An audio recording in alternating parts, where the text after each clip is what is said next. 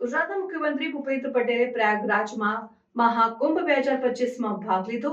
ગુજરાતના મુખ્યમંત્રી ભૂપેન્દ્ર પટેલે 7 ફેબ્રુઆરી 2025ના રોજ ઉત્તર પ્રદેશના પ્રયાગરાજ ખાતે ચાલી રહેલા મહાકુંભ મેળામાં ભાગ લીધો હતો।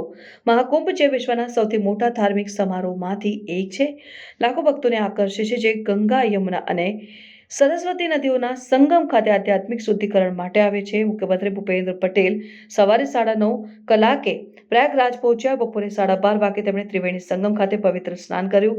સ્નાન બાદ મુખ્યમંત્રીએ બડે હનુમાનજી મંદિર ખાતે પ્રાર્થના કરી।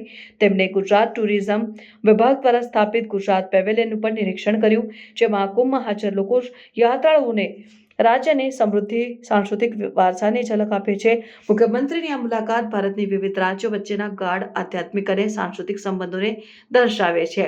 તેમની હાજરી માત્ર ભારતીય રાજ્યો વચ્ચેની એકતાને જ નહીં, પરંતુ આવા ધાર્મિક સમારોહ રાષ્ટ્રીય એકતામાં કેવી રીતે યોગદાન આપે છે તે પણ દર્શાવે છે। દર 12 વર્ષે યોજાતો મહાકુંભ મેળો હિન્દુ ધાર્મિક કેલેન્ડરમાં મહત્વપૂર્ણ ઘટના છે। 2025ની આવૃત્તિ 13 જાન્યુઆરીએ શરૂ થઈ હતી અને 26મી ફેબ્રુઆરીએ પૂર્ણ થશે।